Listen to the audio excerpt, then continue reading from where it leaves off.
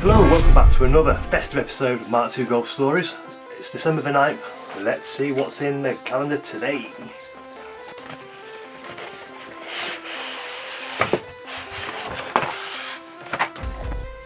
Here's number 9.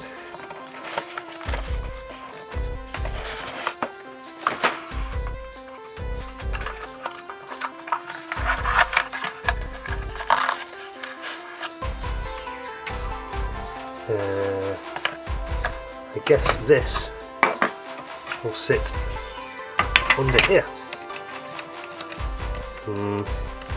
Somehow. Yes.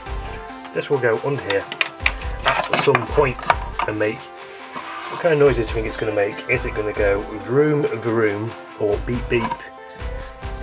Or maybe something else? Today's fact is again about the Pikes Peak challenge. After a 4th place at Pikes Peak in 1986, the following year 2 4-valve engines out of a 16-valve Golf GTI were used. The output of these engines was increased to 326 brake horsepower each, and they used 2 Formula 2 gearboxes. The client was once again at the wheel, and in a storming drive he was just behind the Audi Quattro in the lead.